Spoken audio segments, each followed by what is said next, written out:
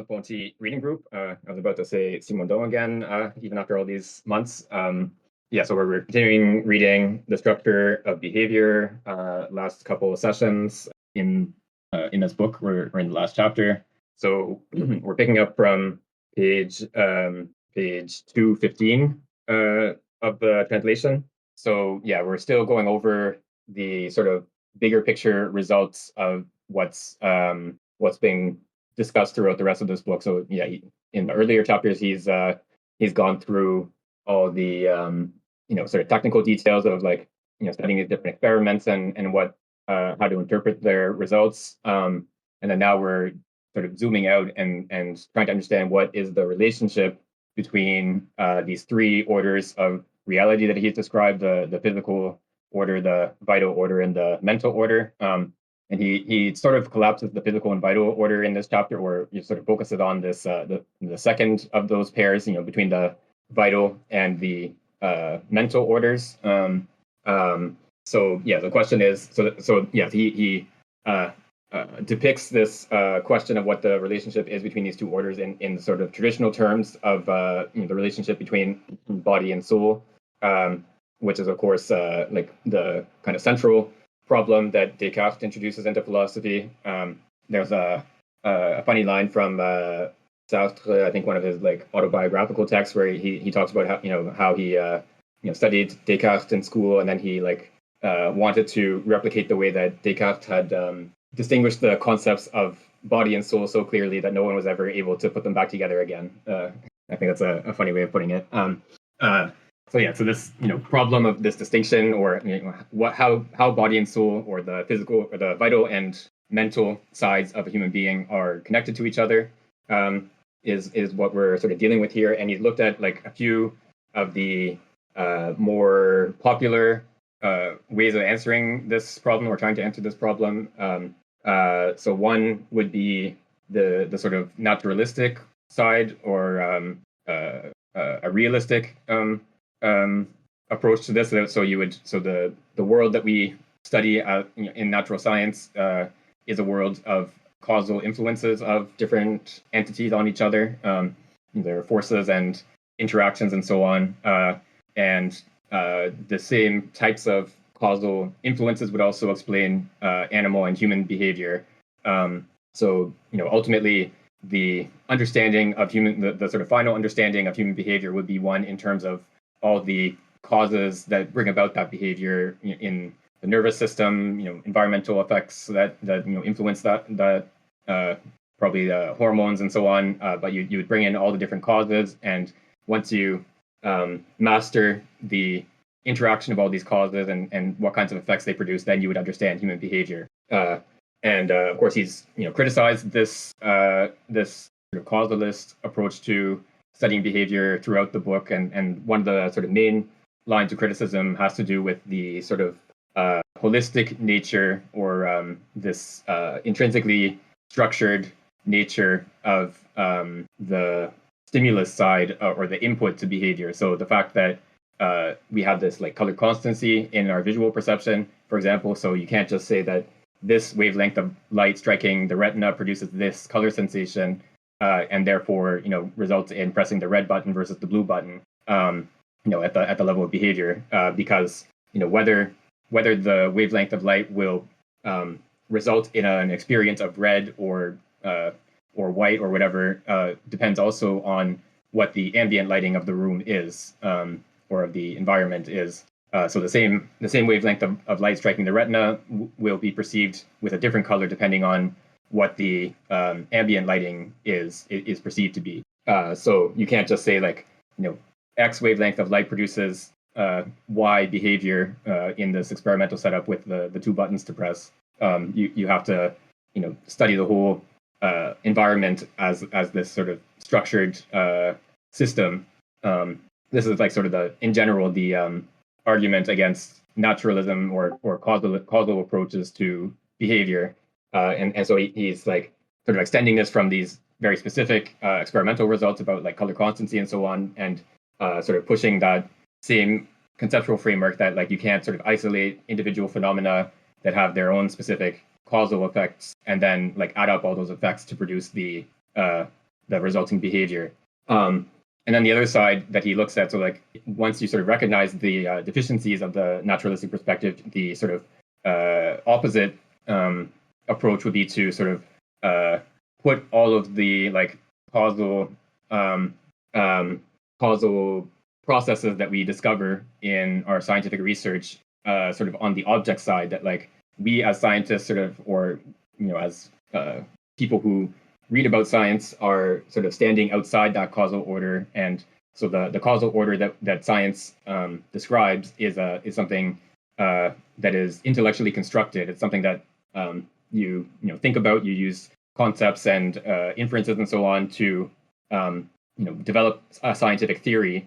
And so all these scientific accounts of the world in terms of the causes and forces and so on, these are all products of an intellectual activity of some kind.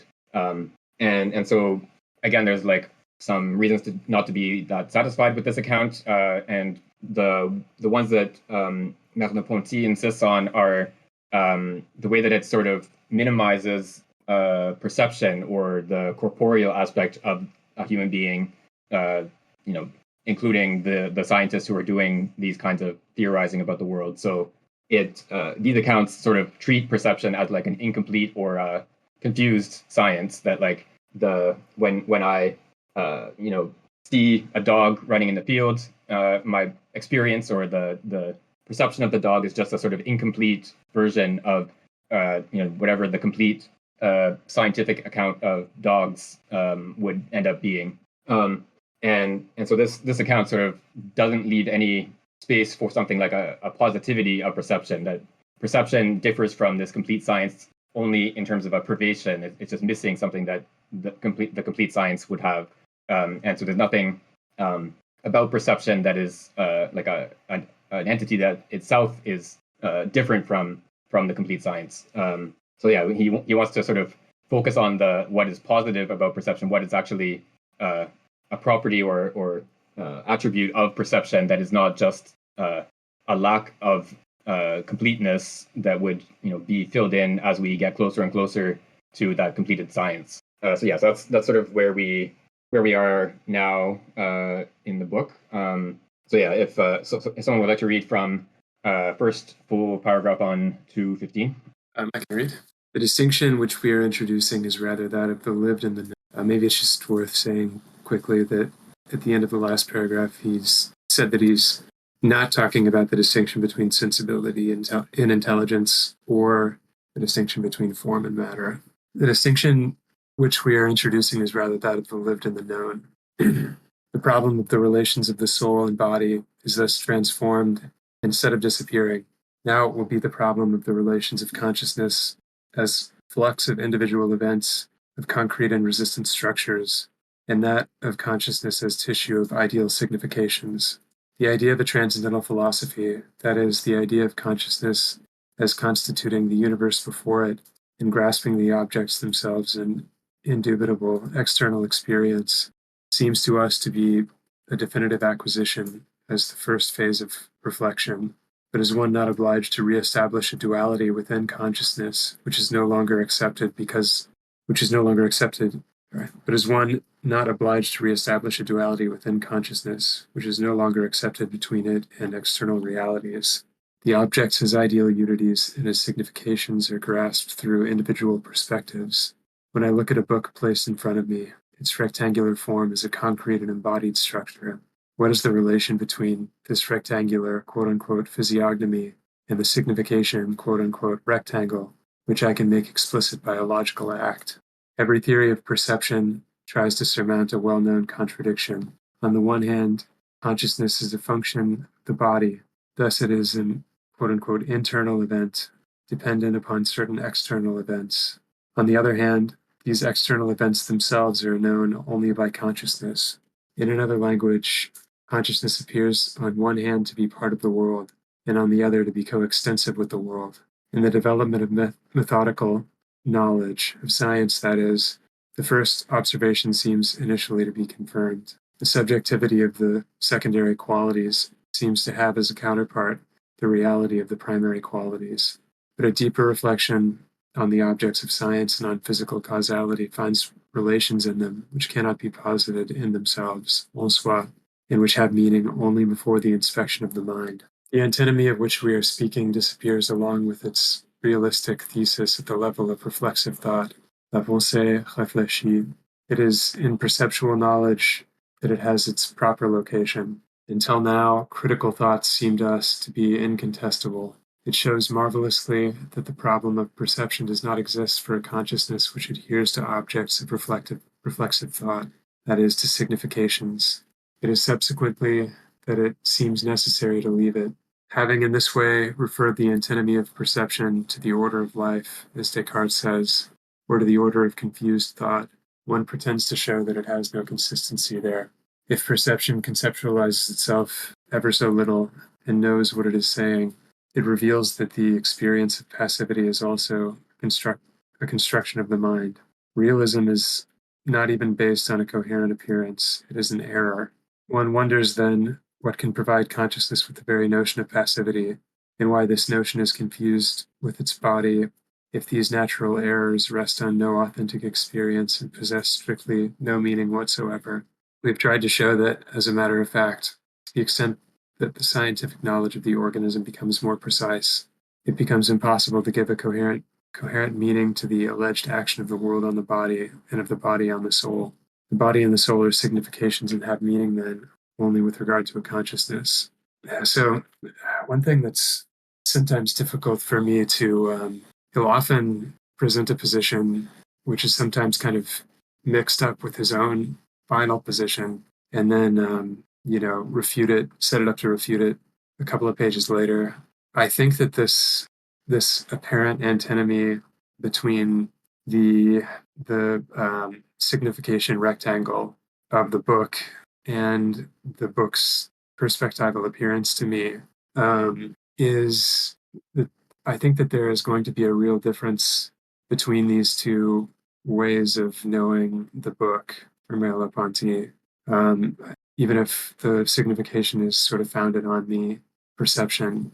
But then when he talks about this understanding of transcendental philosophy, where passivity or receptivity would have no meaning, he seems pretty clearly to be setting this up as something that he will refute later, because it seems like he's laying out again this intellectualist approach where it's the body and soul, as he says, are only significations. So I guess his position on that will be something like receptivity is just this perception, which, as we've discussed, has positive reality. Signification is real as well, but without a reduction of the reality of the perceptual situation. Yeah, like throughout the book, but I think especially in this last chapter, he's engaged in a kind of dialectical exercise in the sense of dialogue, in closer to the Platonic sense of dialectic, that he's like presenting different positions and sort of playing them off each other and seeing how each of them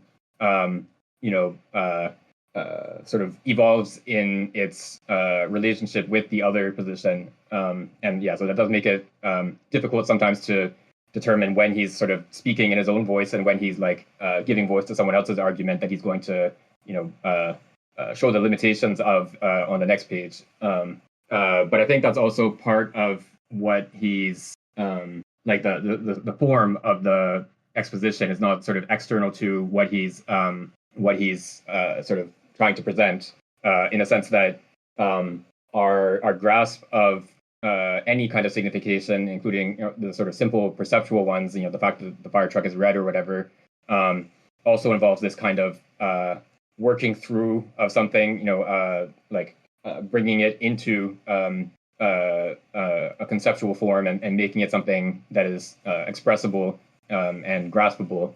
So in the same way that, like, to understand a philosophical position, we have to sort of we can't just sort of like set it out from these self-evident axioms and have this like crystallized theory that you can like just grasp in one shot. Instead, you have to sort of work through the different positions as they like develop each other, as they sort of push each other forward. So yeah, I think that like working through these sort of slightly confusing passages is like sort of a model or like an analogy with the experience of maybe a child or someone like learning for the first time how to identify red objects. No pistol shot absolute. Like Hegel's famous objection to Schelling, though he didn't explicitly name him. But yeah, so you can't just grasp the way the world is in sort of this one act of intellectual intuition. You have to, even though there is of course this grasp of a structure, this melodic experience that he's talked about.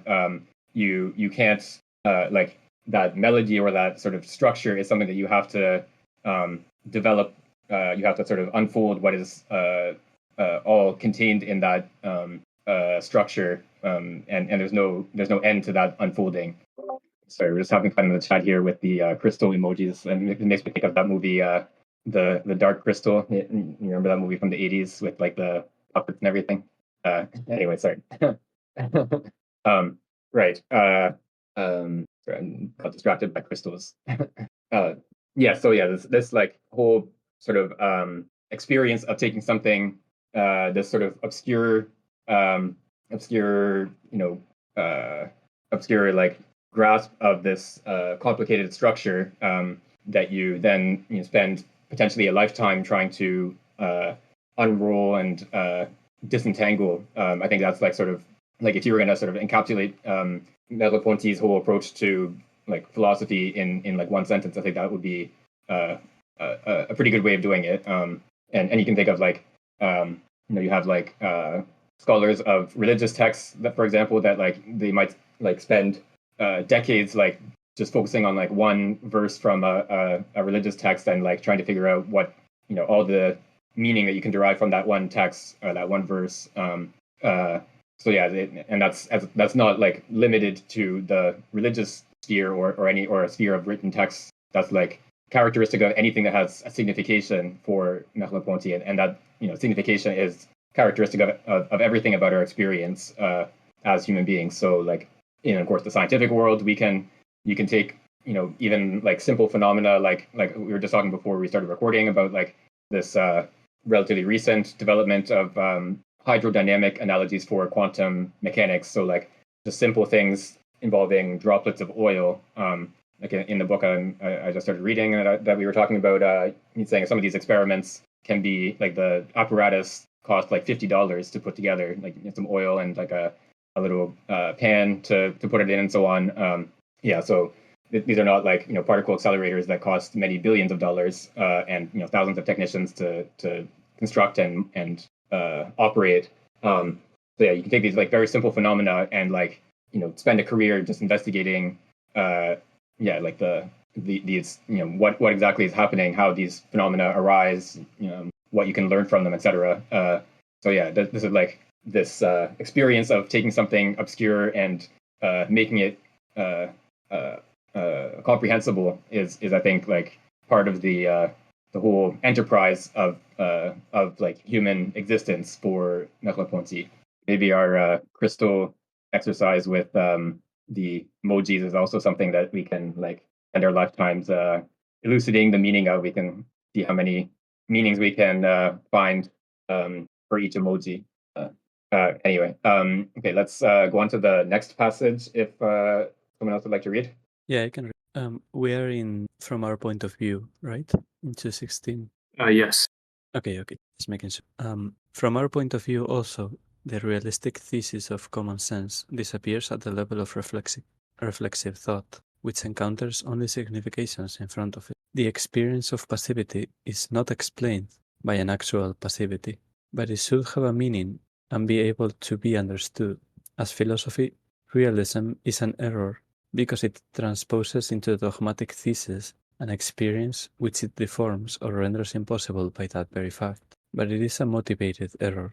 It rests on an authentic phenomenon which philosophy has the function of making explicit. The proper structure of perceptual experience, the reference of partial quote-unquote profiles to the total signification which they quote-unquote present, would be this phenomenon. Indeed, the alleged bodily conditioning of perception, taken in its actual meaning, requires nothing more and nothing less than this phenomenon in order to be understood. We have seen that excitations and nerve influxes are abstractions and that science links them to a total functioning of the nervous system in the definition of which the phenomenal is implied. The perceived is not an effect of cerebral functioning, it is its signification. All the consciousnesses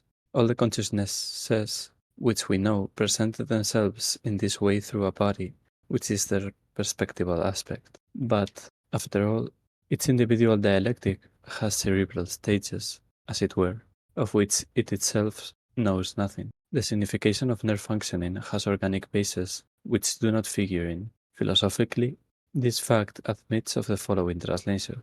Each time that a certain sensible phenomena are actualized in my field of consciousness, a properly placed observer would see certain other phenomena in my brain, which cannot be given to me myself in the mode of actuality.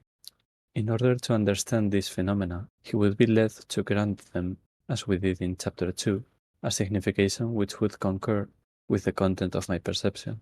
Inversely, I can represent for myself in the virtual mode, that is, as pure significations, certain retinal and cerebral phenomena which I localize in a virtual image of my body, on the basis of the actual view which is given to me. The fact that the spectator and myself are both bound to our bodies comes down in sum to this, that which can be given to me in the mode of actuality, as a concrete perspective, is given to him only in the mode of virtuality, as a signification, and conversely. In sum, my total psychophysical being, that is, the experience which I have of myself, that which others have of me, and the scientific knowledge which they and I apply to that knowledge of myself, is an interlacing of significations such that, when certain among them are perceived and passed into actuality, the others are only virtually intended. But this structure of experience is similar to that of external objects. Even more, they mutually presuppose each other. If there are things for me, that is, perspectival beings, reference to a point from which I see them is included in their perspectival character itself. But to be situated within a certain point of view necessarily involves not seeing that point of view itself, not possessing it as a visual object except in a virtual signification. Therefore, the existence of an external perception, that of my body and, quote-unquote, in this body, the existence of phenomena which are imperceptible for me, are rigorously synonymous. There is no relation of causality between them. They are concordant phenomena. One often speaks as if the perspectival character of perception were explained by the projection of objects on my retina. I see only 3 sides of a cube because I see with my eyes, where a projection of only these 3 sides is possible. I do not see objects which are behind me because they are not projected on my retina. But the converse could be said just as well. Indeed, what are quote-unquote my eyes, quote-unquote my retina, quote-unquote the external cube in itself, and quote-unquote the objects which I do not see? They are logical significations which are bound up with my actual perception of unvalid quote-unquote grounds, and which explicitate its meaning, but which get the index of real existence from it. These significations do not have in themselves, therefore, the means to explain the actual existence of my perception. The language which one habitually uses is nevertheless understandable. My perception of the cube presents it to me as a complete and real cube. My perception of space as a space which is complete and real beyond the aspects which are given to me. Thus, it is natural that I have a tendency to detach the space and the cube from the concrete perspectives and to posit them in themselves. En soi. Okay, should I maybe stop here? This might be one of these passages with just a long sort of series of ideas with no natural stopping point. So we can stop anywhere, I think. So again, in relation with perception, he's sort of taking perception as this problem case that these two positions, this causalist position and intellectualist position, both sort of are inadequate to make sense of. And this kind of duality in perception is also kind of incarnated, or in a sense, literally incarnated in our bodies. In the sense that, of course, we can perceive our bodies. I can look at my hand. My hand is the object of perception, but also my hand is not just an object in the same way that like the desk is an object that I can perceive. The hand is also, part of what I am as the subject. And there's this, the famous passage in the Phenomenology of Perception about, touching one hand with the other, that you can sort of alternately shift your attention in such a way that one hand is the touching hand and the other hand is the touched hand. You can just sort of, swap the roles of the two hands. But there's this sort of duality of the active side that is doing the touching, and then the passive side of what is being touched. And this is sort of a property of the body in general, not just of the specific phenomenon of one hand touching the other, but like we were talking, I think last time about that passage from Wittgenstein where he says about how strange it is that we just sort of assume that the people that we interact with actually have a brain inside their skull and not sawdust, even though of course we in general have not opened up that skull to see the brain, and we have no like specific evidence that there is a brain in there. We just out of our sort of general knowledge of how human bodies work, we suppose that there's a brain, although in some cases there's a greater degree of evidence than others.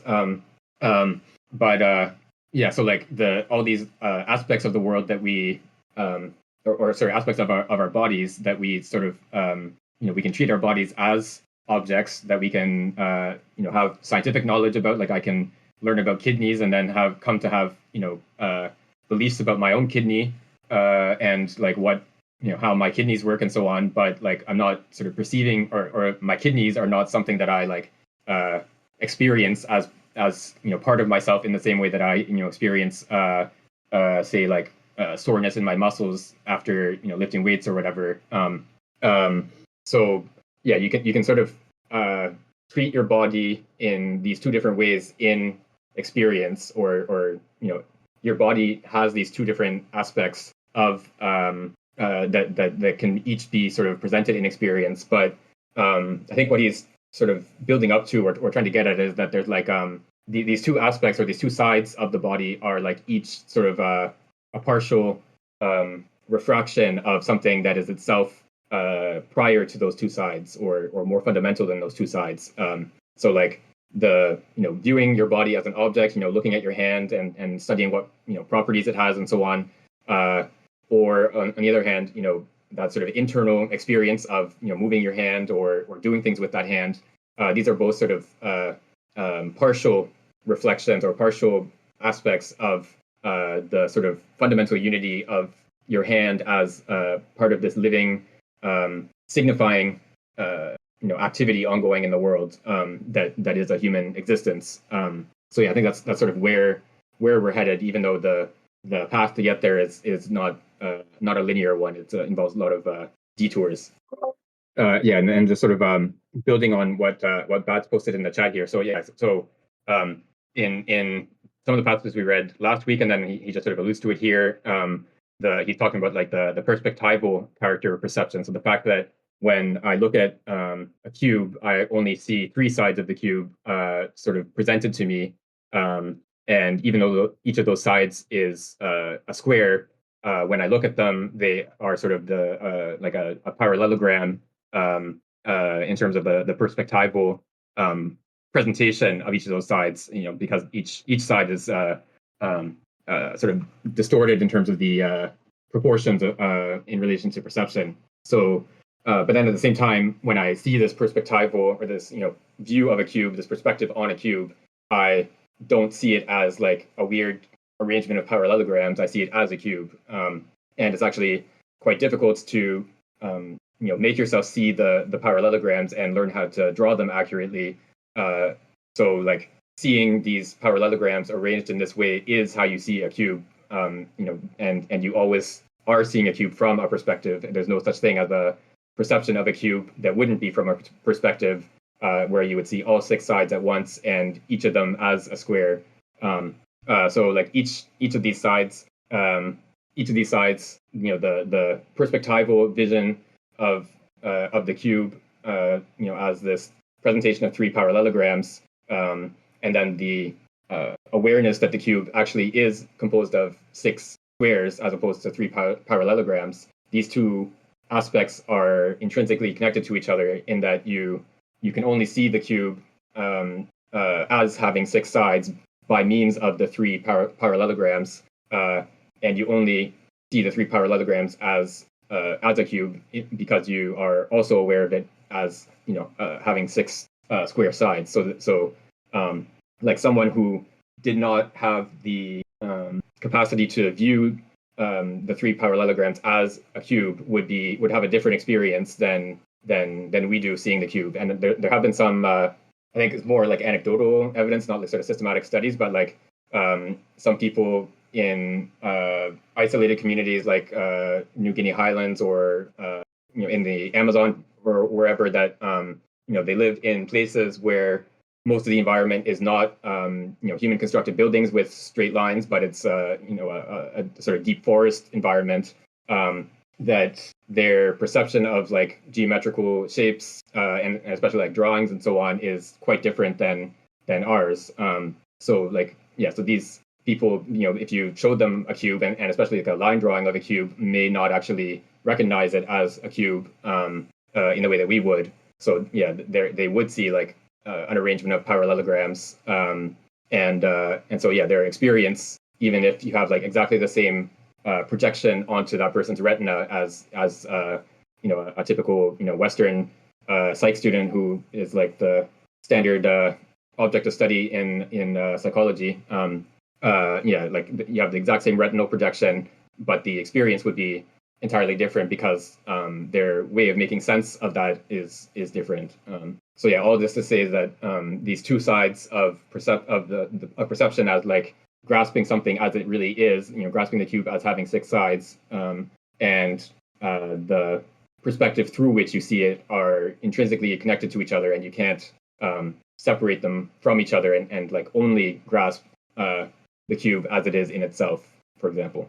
One thing I still don't fully understand is in an earlier chapter he talked about how when he was talking about linear causal chains as sort of abstractions, it doesn't seem like he's denying that there is a truth to the realistic idea that there is a world out there which is not can't only be understood in terms of our perception of it.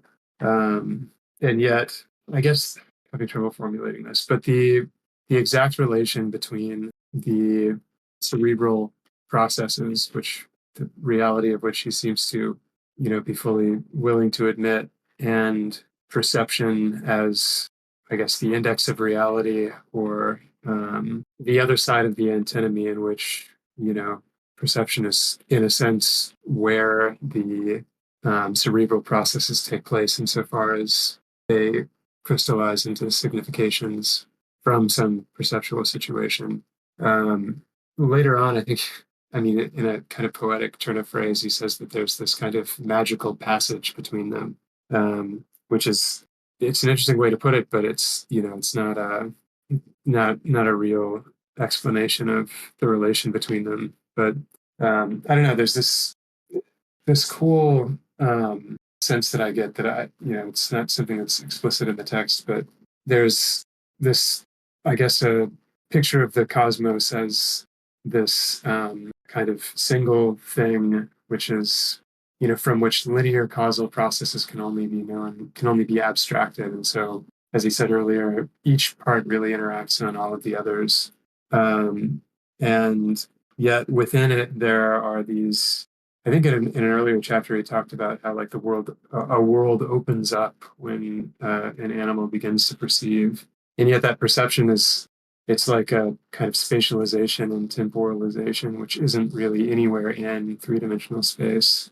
I guess there are 2 points in there. One is that I'm not totally sure what the relation between the two sides of the antinomy is, and the other is that this idea of a kind of monism in which there is also experience as something that is not, strictly speaking, or not completely reducible to physical causality.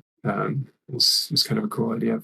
Yeah, I think you're definitely right that he's not saying that like, so he's given a lot of criticisms of like certain types of neurological explanations. There wasn't really such a thing as neuroscience as such at this time, but like physiological explanations of behavior in terms of the functioning of the nervous system, for example. But he's not, of course, denying that like the nervous system exists or that it has a role in how behavior is governed and so on.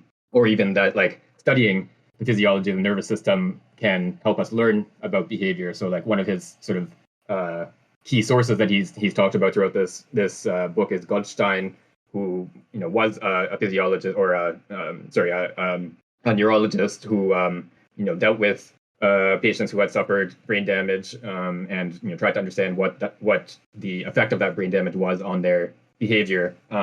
So yeah, again, he's definitely not opposed to like a scientific approach to behavior and studying it in terms of causes, but he wants to situate that causal understanding of behavior, or maybe put it in a different way. He wants to take that study of the causes or the causal processes that are involved in behavior as one side of this sort of process of signification. So like, yeah, when you study, how it is that someone, is able to write their name on a piece of paper, for example, you can look at, what kinds of, nerve impulses are being transmitted down the nerves in the person's arm, and you can, stick them in fMRI and look at which regions of the brain are especially active while they're doing this, and so on. And you can learn lots of things about, how that is happening, but you also need to sort of understand, that this behavior of writing your name is something different than just sort of moving your hand in maybe even the exact same pattern of motion, but like, not having the paper underneath the pen, that there's like a signification of writing your name that is not present in the second case. So like the causal or the study of the causal processes that are part of behavior is only one side of the study of behavior and is incomplete without grasping the signification of that behavior. And these attempts to sort of like the sort of bottom up approaches that are generally quite popular in physiology or physiological approaches to behavior, that you would like start from the sort of basic level of like say like in a neuroscientific approach, you would start from like how exactly is an action potential brought about in a neuron, how, the permeability of the membrane to different types of ions and pumping sodium and potassium across the membrane and so on. You sort of start from this very basic level, and then the idea is you would just sort of build that up into bigger and bigger components that would eventually give you an understanding of like human behavior as such. There's like a lot of steps in between that are not exactly filled in at this point. And Merleau Ponty is suggesting here that this is not just sort of an accident, that like we haven't done neuroscience for long enough to be able to explain like the history of like ancient Egypt in terms of like the neuroscientific principles that were involved. This is like an in principle difficulty or an in principle problem, that it's not actually possible to like just fill in all these gaps in this kind of strategy and then get to like a complete understanding of everything about human existence.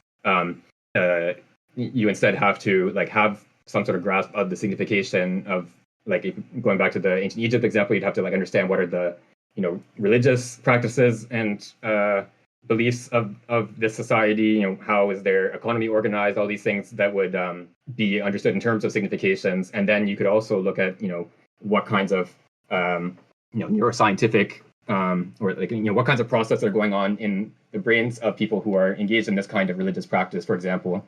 You could probably learn lots of interesting things, but you would have to like, you can't sort of avoid the treatment of those religious practices as something that has a signification or you can't like sort of grasp that signification purely in terms of like starting out from those causal processes and then sort of like reconstruct the whole thing from there. So I think that's like the distinction between like rejecting physiology or causation in general and versus like rejecting the assumption that we can sort of explain the entirety of human existence in terms of these causal processes. Yeah, maybe it's because I was reading about Schelling and Spinoza recently, but I don't know. It does seem like there's this kind of unity of the real and the ideal.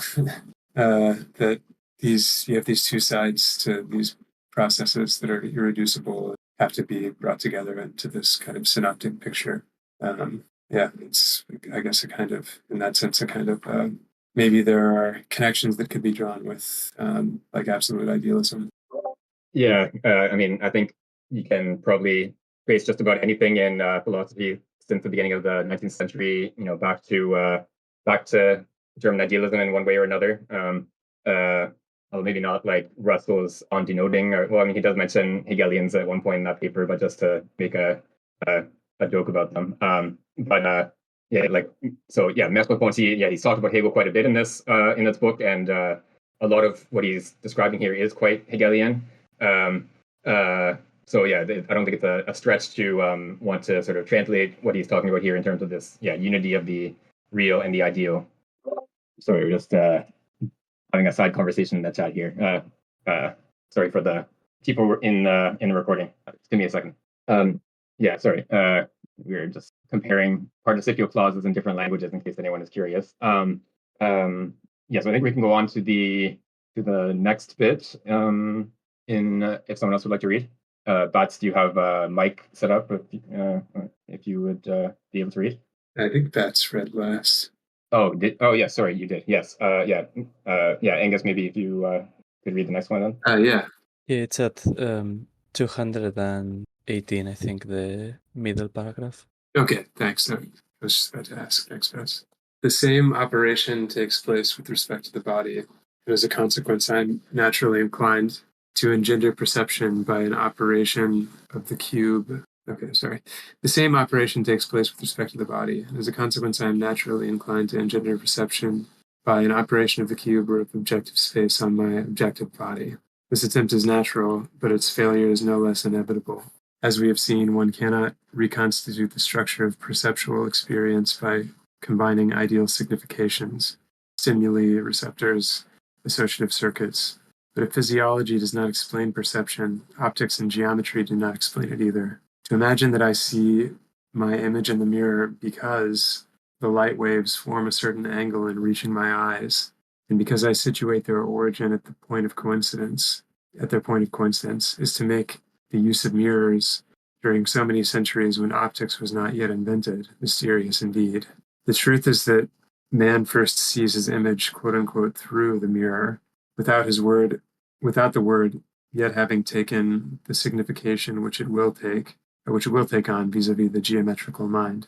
Then he constructs a geometrical representation of this phenomenon, which is founded on the concrete articulations of the perceived field, which makes them explicit and accounts for them, without the representation ever being able to be the cause of the concrete articulations, as realism wants to do, and without our being able to substitute it for them, as critical idealism does.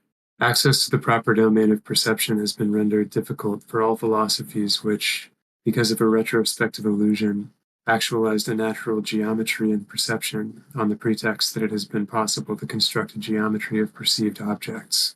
The perception of a distance or a size is not the same as the quantitative estimations by which science makes distance and size precise. All the sciences situate themselves in a quote-unquote complete and real world without realizing that perceptual experience is constituting with respect to this world. Thus, we find ourselves in the presence of a field of lived perception which is prior to number, measure, space, and causality, and which is nonetheless given only as a perspectival view of objects gifted with stable properties, a perspectival view of an objective world and an objective space. The problem of perception consists in trying to discover how the intersubjective world, the determinations of which science is gradually making precise, is grasped through this field. The antinomy of which we spoke above is based upon this ambiguous structure of perceptual experience. The thesis and the antithesis express the two aspects of it. It is true to say that my perception is always a flux of individual events, and that what is radically contingent in the lived perspectivism of perception accounts for the realistic appearance. But it is also true to say that my perception exceeds to things themselves, for these perspectives are articulated in a way which makes access to inter-individual significations possible. They quote-unquote present a world. Thus there are things exactly in the sense in which I see them, in my history and outside it, and inseparable from this double relation. I perceive things directly without my body forming a screen between them and me. It is a phenomenon just as they are, phenomenon gifted, it is true, with an original structure, which precisely presents the body to me as an intermediary between the world and myself, although it is not a matter of fact. I see with my eyes, which are not an ensemble of transparent or opaque tissues and organs, but the instruments of my looking. The retinal image, to the extent that I know it, is not yet produced by the light waves issuing from the object, but these two phenomena resemble and correspond to each other in a magical way across an interval which is not yet space. We are returning to the givens of naive consciousness, which we were analyzing at the beginning of this chapter. Philosophy of perception is not ready-made in life. We have just seen that it is natural for consciousness to misunderstand itself precisely because it is consciousness of things. The classical discussions centering around perception are a sufficient testimony to this natural error. The constituted world is confronted with the perceptual experience of the world, and one either tries to engender perception from the world, as realism does, or else to see in it only a commencement of the science of the world, as critical thought does. To return to perception as to a type of original experience in which the real world is constituted in its specificity is to impose upon oneself an inversion of the natural movement of consciousness. On the other hand, every question has not been eliminated. It is a question of understanding, without confusing it with a logical relation, the lived relation of the quote-unquote profiles to the quote-unquote things which they present, of the perspectives to the ideal significations which are intended through them. The problem which Malebranche tried to resolve by occasionalism, or Leibniz by pre-established harmony, is carried over into human consciousness. Yeah, so this is most of this is a surprisingly clear summary statement of the argument in this chapter. He seems to be saying at the end here that this here was the passage I was talking about, the two phenomena, so the realism of perspectival appearance and the idealism of signification resemble and correspond to each other in a magical way across an interval which is not yet space. Incidentally, I think this is exactly what Deleuze is talking about when he talks about thought moving at infinite speed. But at least so far, he seems to be saying that this is kind of an open problem, or one that he hasn't fully addressed yet, and that, it's a problem of what exactly guarantees the correspondence between, the ideal signification and the real perceived. And I know that in the beginning of the conclusion, he's going to talk a bit about even a kind of positivity to illusion and hallucination, which kind of presents a problem for the question of the relation between these two sides. Yeah, so he's sort of getting us to the conclusion of this book. So he's sort of bringing things together that he's presented throughout the previous chapters. And so again, we have this sort of antinomy of of perception. So he talks about this like natural geometry. So it's like we can. So if you wanted to, or if there are specific reasons to do this, you can like measure all the objects in your apartment. You can figure out what size they have and what the angles are to between your eye and the object and so on. So there's nothing sort of illegitimate about doing this or illusory about doing this. But what is the illusion is the sort of retroactive assumption that those angles and sizes that you measured are sort of that they underlie your perception that you started from. So the fact that you can go from a perceptual experience to this geometrized or this measured or scientific depiction of the world doesn't mean that that scientific depiction of the world is actually sort of more fundamental or prior to that perceptual experience. But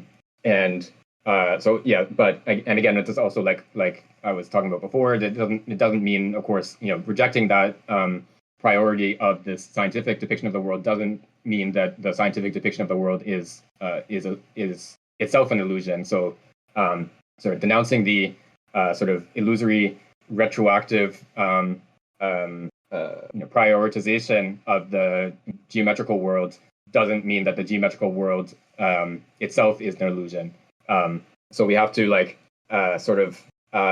see each of these sides of experience as sort of implicitly or intrinsically connected to each other. That experience always has this ambiguity or this double-sided character to it that you can sort of go in the direction. You can take the experience and make it into something objective that you can measure in certain ways, or you can sort of retreat from that objective nature of experience. But these are sort of always two paths that you can take from any given experience. But the experience itself is prior to the result of taking either of those two paths. Okay, so we can go on to the next bit. I think it's probably my turn to read. Sorry, let me find where we. Angus, what was the last paragraph you read? We stopped right before the conclusion on 220. Okay, right. Yes. Okay, I think we just have. I think the conclusion is only a couple pages, so we can probably. We should be able to get through it today. Okay, and then we will be done the book. Right. So I will read from the conclusion. Okay. Yet until now, we have considered only the perspectivism of true perception, instances in which lived experience appears clothed with a signification which breaks apart, so to speak, in the course of subsequent experience and is not verified by concordant syntheses, would still have to be analyzed. We have not accepted the causal explanation which naturalism provides in order to account for this subjectivity in the second degree, what is called bodily, psychological, or social determinism in hallucination and error has appeared to us to be reducible to the emergence of imperfect dialectics or of partial structures. But why, in extendo, does such a dialectic at the organic vegetative level break up a more integrated dialectic as happens in hallucination? Consciousness is not only and not always consciousness of truth. How are we to understand the inertia and the resistance of the inferior dialectics which stand in the way of the advent of the pure relations of impersonal subject and true object, and which affect my knowledge with a coefficient of subjectivity? How are we to understand the adherence of fallacious signification to the lived, which is constitutive of illusion? We have rejected Freud's causal categories and replaced his energetic metaphors with structural metaphors. But although the complex is not a thing outside of consciousness which would produce its effects in it, although it is only a structure of consciousness, at least the structure tends, as it were, to conserve itself. It has been said that what is called unconsciousness is only an inapperceived signification. It may happen that we ourselves do not grasp the true meaning of our life, not because an unconscious personality is deep within us and governs our actions, but because we understand our lived states only through an idea which is not adequate for them. But even unknown to us, the efficacious law of our life is constituted by its true signification. Everything happens as if this signification directed the flux of mental events. Thus, it will be necessary to distinguish their ideal signification, which can be true or false, and their immanent signification, or, to employ a clearer language, which we will use from now on, their ideal signification and their actual structure. I like how he introduces a new terminological distinction in the last 3 pages of this book. Sorry. Anyway, correlatively, it will be necessary to distinguish in development an ideal liberation on the one hand, which does not transform us in our being and changes only the consciousness which we have of ourselves, and on the other hand, a real liberation, which is the Umgestaltung, of which we spoke, along with Goldstein. We are not reducible to the ideal consciousness which we have of ourselves any more than the existent thing is reducible to the signification by which we express it. It is easy to argue in the same way, in opposition to the sociologist, that the structures of consciousness, which he relates to a certain economic structure, are in reality the consciousness of certain structures. This argument hints at a liberty very close to mind, capable by reflection of grasping itself as spontaneous source, and naturizing from below the contingent forms with which it has clothed itself in a certain milieu. Like Freud's complex, the economic structure is only one of the objects of a transcendental consciousness. But, quote, transcendental consciousness, unquote, The full consciousness of self is not ready-made. It is to be achieved, that is, realized in existence. In opposition to Durkheim's, quote, collective consciousness, unquote, and his attempts at sociological explanations of knowledge, it is rightly argued that consciousness cannot be treated as an effect, since it is that which constitutes the relation of cause and effect. But between a causal thinking which can be all too easily challenged, but beyond a causal thinking which can be all too easily challenged, there is a truth of sociologism. Collective consciousness does not produce categories, but neither can one say that collective representations are only the objects of a consciousness which is always free in their regard, only the consciousness in a quote-unquote we of an object of consciousness in an I. It's a somewhat difficult sentence to understand. Have to come back to that. Okay. The mental, we have said, is reducible to the structure of behavior. Since this structure is visible from the outside and for the spectator at the same time as from within and for the actor, another person is in principle accessible to me as I am to myself, and we are both objects laid out before an impersonal consciousness. But just as I can be mistaken concerning myself and grasp only the apparent or ideal signification of my conduct, so can I be mistaken concerning another and know only the envelope of his behavior. The perception which I have of him is never, in the case of suffering or mourning, for example, the equivalent of the perception which he has of himself, unless I'm sufficiently close to him that our feelings constitute together a single quote-unquote form, and that our lives cease to flow separately. It is by this rare and difficult consent that I can be truly united with him, just as I can grasp my natural movements and know myself sincerely, only by the decision to belong to myself. Thus, I do not know myself because of my special position, but neither do I have the innate power of truly knowing another. I communicate with him by the signification of his conduct, but it is a question of attaining its structure, that is, of attaining beyond his words or even his actions, the region where they are prepared. As we have seen, the behavior of another expresses a certain manner of existing before signifying a certain manner of thinking. And when this behavior is addressed to me, as may happen in dialogue, it seizes upon my thoughts in order to respond to them, or more simply, when the, quote, cultural objects, unquote, which fall under my regard, suddenly adapt themselves to my powers, awaken my intentions, and make themselves, quote-unquote, understood by me, I'm then drawn into a coexistence of which I'm not the unique constituent and which founds the phenomenon of social nature as perceptual experience founds that of physical nature. Consciousness can live in existing things without reflection, can abandon itself to their concrete structure, which has not yet been converted into expressible signification. Certain episodes of its life, before having been reduced to the condition of available memories and inoffensive objects, can imprison its liberty by their proper inertia, shrink its perception of the world, and impose stereotypes on behavior. Likewise, before having conceptualized our class or a milieu, we are that class or that milieu. Thus, the, quote, I think, unquote, can be as if hallucinated by its objects. It will be replied, which is true, that it, quote, should be able, unquote, to accompany all our representations, and that it is presupposed by them, if not as term of an active actual consciousness, at least as a possibility in principle. But this response of critical philosophy poses a problem. The conversion of seeing, which transforms the life of consciousness into a pure dialectic of subject and object, which reduces the thing in sensible density to a bundle of significations, the traumatic reminiscence into an indifferent memory, and submits the class structure of my consciousness to examination. Does this conversion make explicit an eternal, quote, condition of possibility, unquote, or does it bring about the appearance of a new structure of consciousness? It is a problem to know what happens, for example, when consciousness disassociates itself from time, from this uninterrupted gushing forth at the center of itself, in order to apprehend it as an intellectual and manipulable signification. Does it lay bare only what was implicit? Or, on the contrary, does it not enter as into a lucid dream in which indeed it encounters no opaqueness, not because it has clarified the existence of things and its own existence, but because it lives at the surface of itself and on the envelope of things? Is the reflexive passage to intellectual consciousness an adequation of our knowing to our being, or only a way for consciousness to create for itself a separated existence, a quietism? These questions express no empiricist demand, no complacence for experiences which would not have to account for themselves. On the contrary, we want to make consciousness equal with the whole of experience, to gather into consciousness for itself, pour soi, all the life of consciousness in itself, en soi.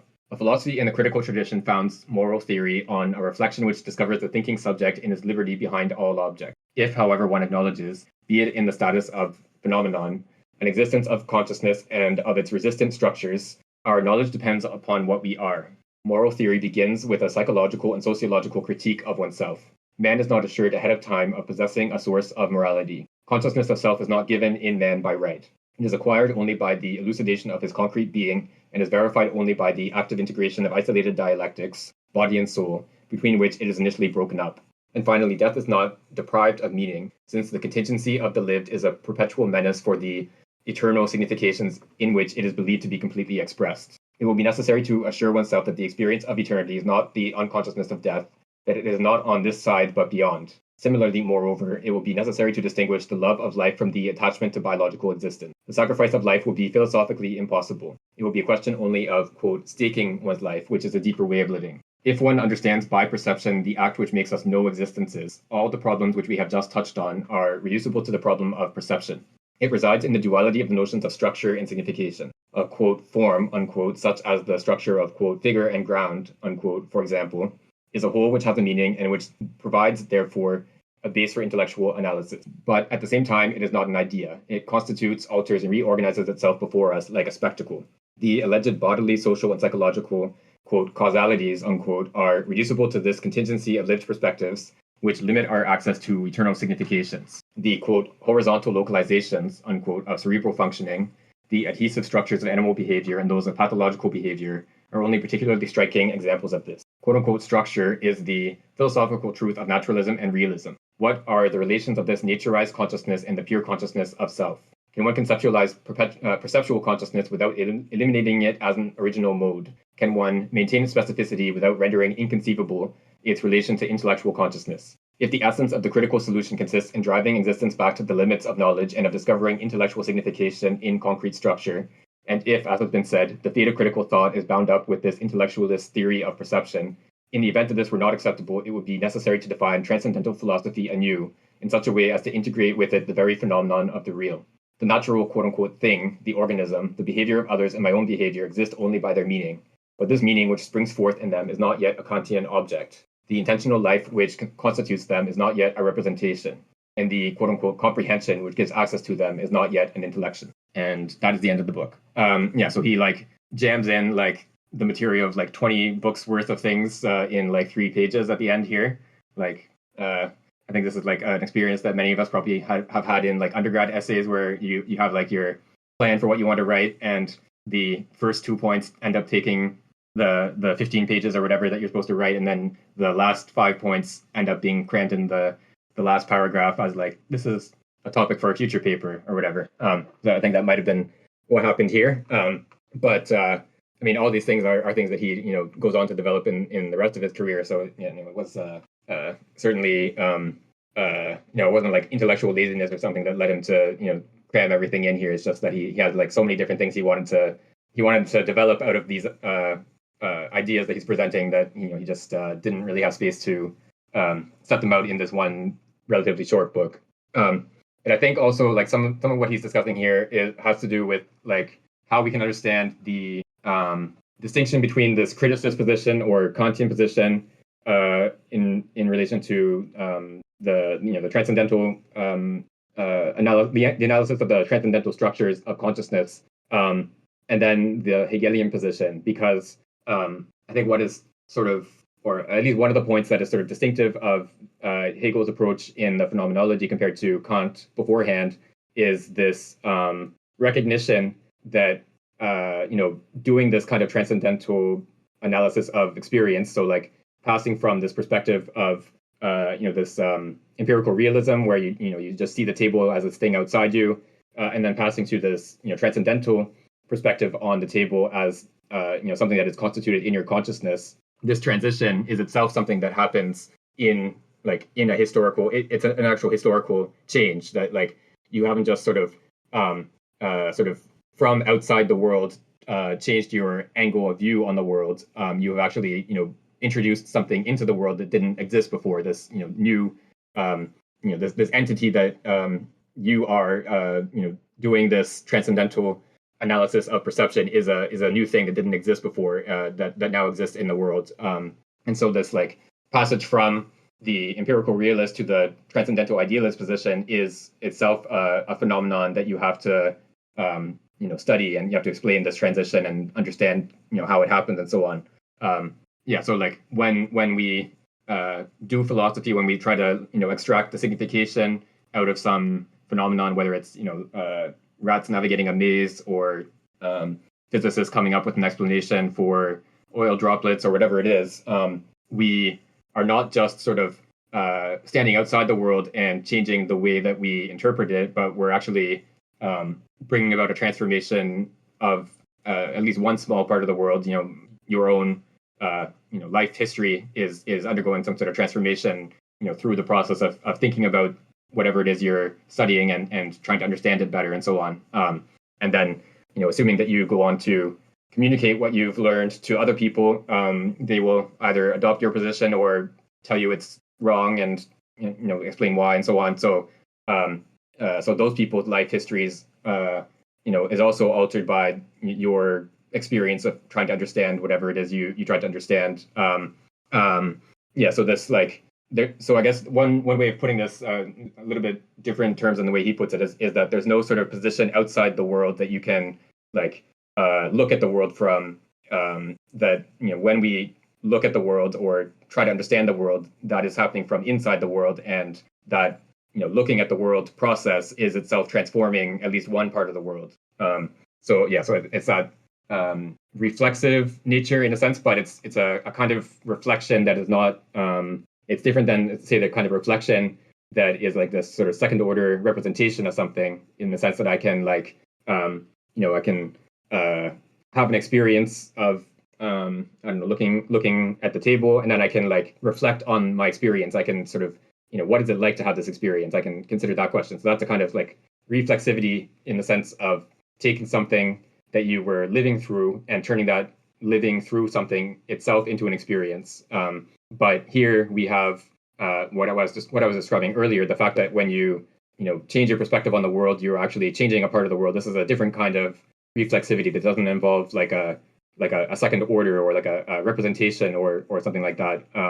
And I don't think we really have a good word for it. Reflexivity is probably not the right word to use for this, but there's this anyway, I don't have a good word for it, but I think this is an important thing that he's sort of pointing to, even though he doesn't make this sort of the focus of these remarks at the last part of the book, but just the fact that even this sort of most abstract intellectual operation that you're just sort of doing in your study, trying to interpret Kant or whatever, this is still changing one region of the world. You're part of this transformation that the world is undergoing over the course of its history.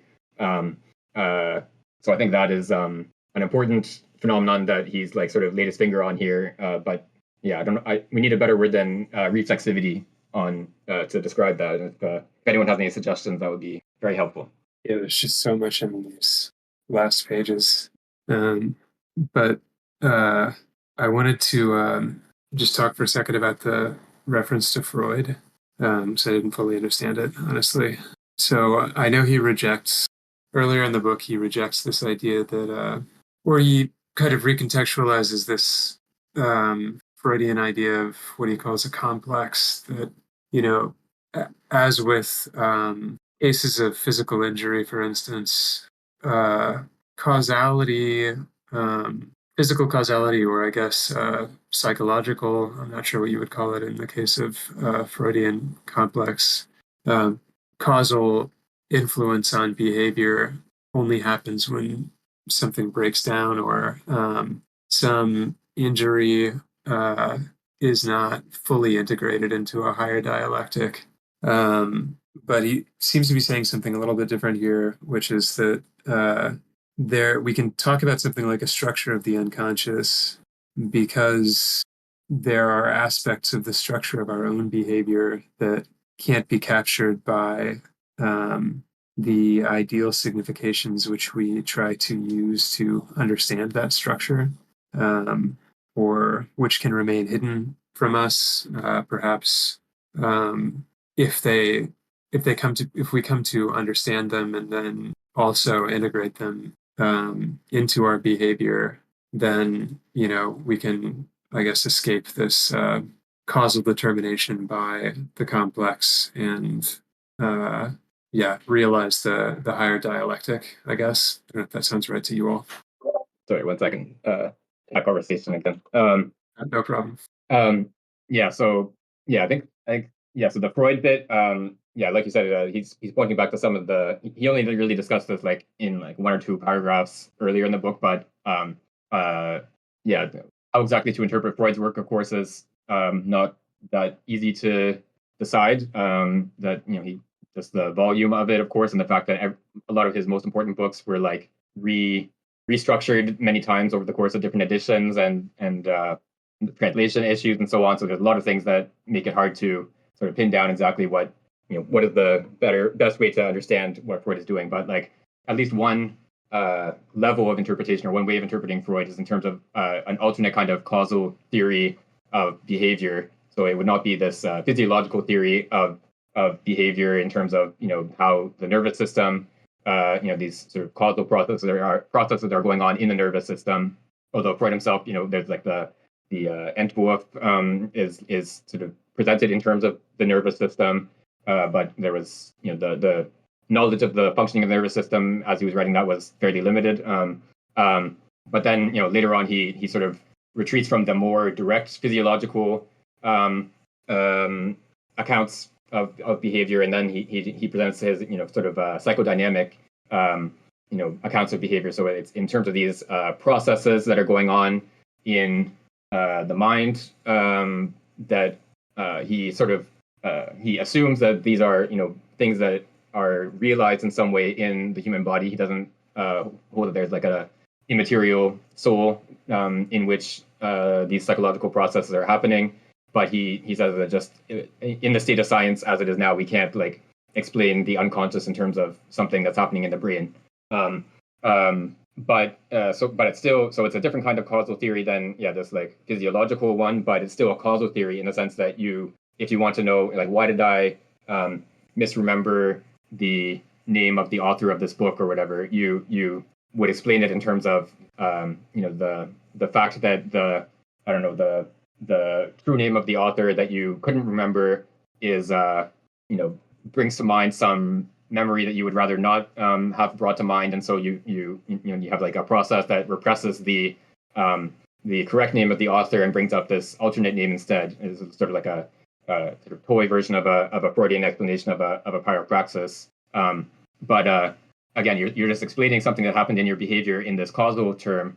In terms of this causal process, even though the causation here is a kind of psychological causation, and so like all the objections that Merleau-Ponty has raised to the physiological approach to explaining behavior could more or less be transferred over to like this sort of psychological causation, this psychodynamics form of explanation of behavior.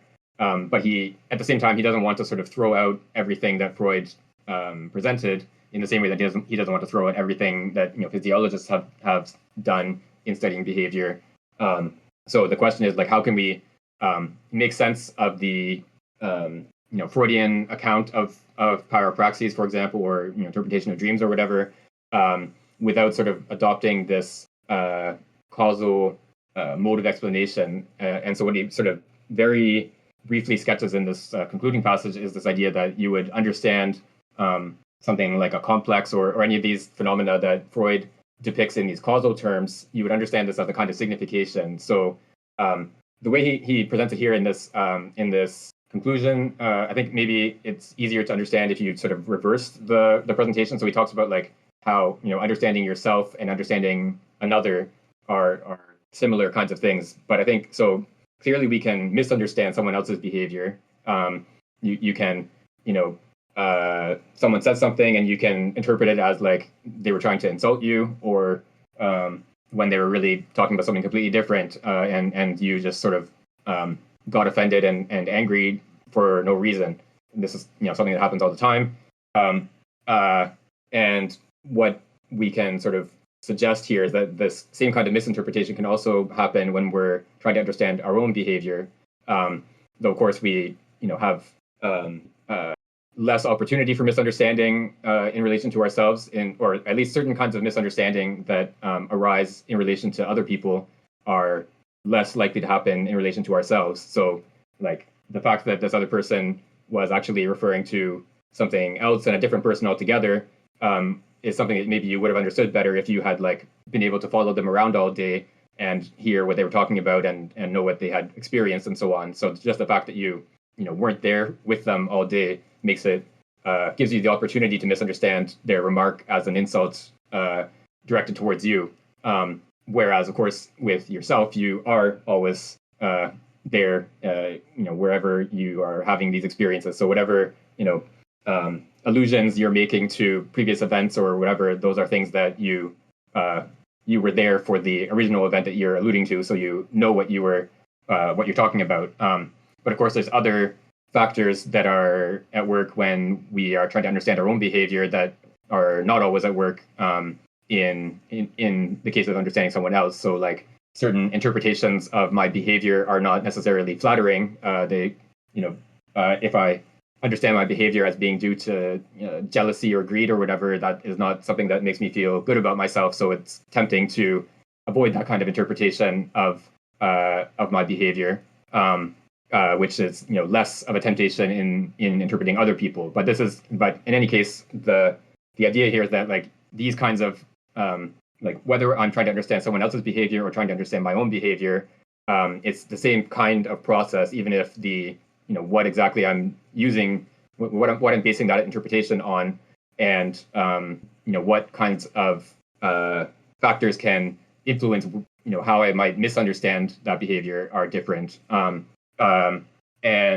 so like all of this is to sort of build up to this idea that like all these complexes and so on would be a result of misunderstanding ourselves. So not something like this entity of some kind, this mysterious entity, the id, is like exerting these mysterious psychological forces that like push me to do certain things or to not do other things and so on. But instead, what Freud describes in these like psychodynamic terms can be understood as like a failure to understand the motives, understand my own motives, and to sort of integrate those motives into something that is coherent. So I find myself, I don't know, you get in an argument with someone that you care about and you say something cruel to that person in the heat of the moment and you regret it afterwards. You've sort of, your impulse to, make that cutting remark in the course of the argument is not sort of integrated with your larger project of building a relationship with this person, of care and trust and so on. And so this is what these sort of unconscious, and this is sort of like a very simple example, but like this would be how you would try to understand the kinds of things that Freud describes as like unconscious drives bringing about or preventing certain kinds of behavior. And so like all these like more pathological cases that Freud describes of people that like develop this like psychologically induced paralysis, partial paralysis. They can't move their arm, for example. This is like sort of an extreme instance of something like this, where like because of like some traumatic experience or like unwillingness to accept what your true motives are, you sort of end up in this like trapped in this corner where like you can't move your arm, is like the sort of outcome of like not dealing with these motives that you don't want to acknowledge or something like that. So this is like a sort of a very sketchily outlined sort of reformulation of psychoanalysis that he's pointing to here. But he does talk. There's a chapter in Phenomenology of Perception that talks about sexuality, and of course is like very heavily oriented towards like interpretation of Freud. He doesn't like, I think, do like a very sort of long, like large scale systematic sort of Freud interpretation. And it would be interesting to try to work that out more systematically. Yeah, definitely. Unfortunately, it looks like we probably don't have time to talk about the Marx stuff, but I guess we could probably spend a whole session on this conclusion just because it's so dense. Yeah, like I said, it's like 20 books worth of material just like jammed into 3 pages or whatever. But yeah, if something comes to mind, you can just put it on the in the forum section and we can discuss it over text. Sounds good. We're finished this book, and the next one that we had picked is Grillet's book, whose name I keep forgetting, but the cybernetics one that came out last year in translation. I posted the link in the forum section, I believe. We should probably make a new like subforum or whatever they're called for Rie. But next week, I'm going to be traveling on the weekend, so or out of town at least.